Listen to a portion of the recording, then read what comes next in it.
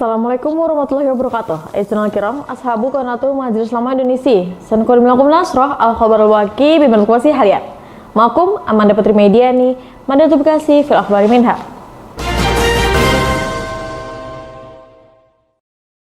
Mengawali berita hari ini, selama musim haji di Mekah, umat Islam tak perlu susah-susah untuk pulang pergi dari hotel, tempat menginap hingga Masjidil Haram.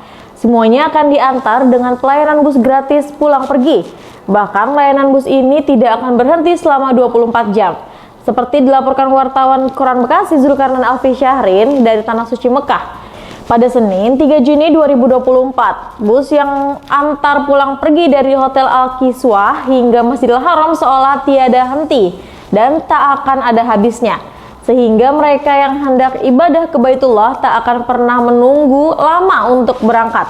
Ya, memang pemerintah mengoperasikan bus sholawat untuk memudahkan jamaah haji Indonesia yang akan beribadah di Masjidil Haram. Seperti dikatakan Kepala Bidang Transportasi Petugas Penyelenggara Ibadah Haji Mujib Roni, pada musim haji 1445 Hijriah atau 2024 Masehi ini, pemerintah menyiapkan total 450 bus yang akan melayani jamaah di Mekah. Bus ini adalah layanan transportasi yang mengantar jamaah dari pemondokan menuju Masjidil Haram dan sebaliknya akan beroperasi selama 24 jam.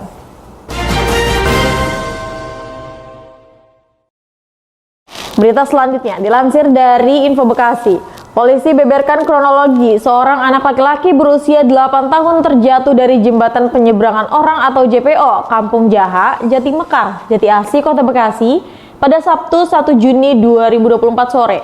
Berdasarkan keterangan para saksi, awalnya sang anak tersebut sedang bermain di atas JPO Jaha, Jati Mekar, Jati Asih.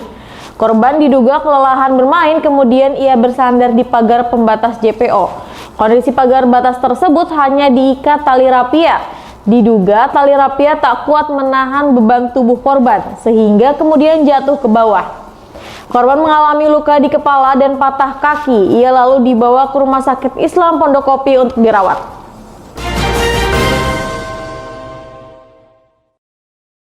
Berita selanjutnya yang dilansir dari Info Bekasi.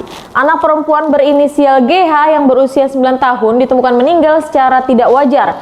Tubuhnya dibungkus dan ditemukan di dalam lubang bekas pompa air. Peristiwa ini terjadi di Kampung Ciketing Udik, Bantar Gebang, Kota Bekasi. Korban ditemukan pada Minggu 2 Juni 2024 sekitar pukul 2 dini hari. Warga curiga dengan aktivitas di rumah terduga pelaku berinisial D yang berusia 61 tahun. Akhirnya warga melaporkan ke Babin Kamtibnas. Laporan tersebut diteruskan pihak Reskrim Polsek Bantar Gebang. Polisi telah menangkap kakek itu. Diduga pelaku melakukan praktik perdukunan karena ditemukan benda klinik hingga kembang.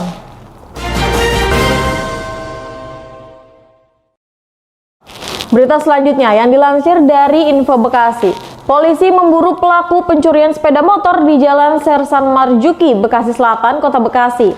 Pelaku membawa senjata api dan diduga sempat melepas tembakan.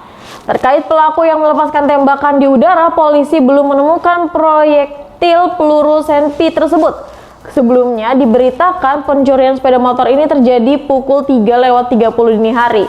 Dalam tayangan CCTV rumah korban terlihat dua pelaku masuk ke dalam rumah. Salah satu pelaku membawa sepeda motor Honda Vario milik korban. Melihat keberadaan pelaku, pemilik rumah keluar dan mengejarnya. Namun saat hendak dikejar, salah satu pelaku meletuskan tembakan hingga membuat korban takut.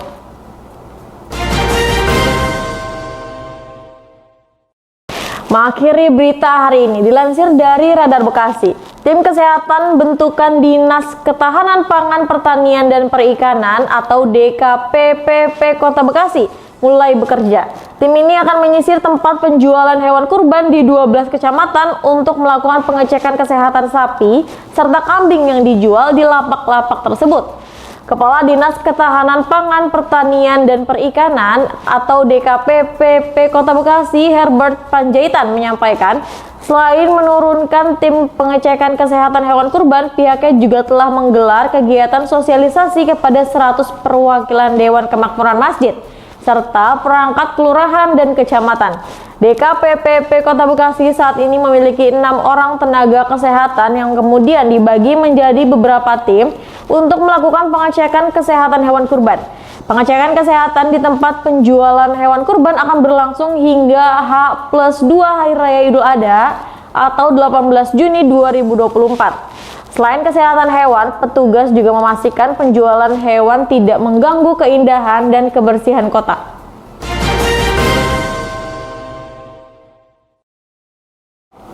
And that was the news for today. Stay tuned Bekasi City News, aktual and up to date. I'm Amanda Putri Mediani. See you in the next time. Wassalamualaikum warahmatullahi wabarakatuh.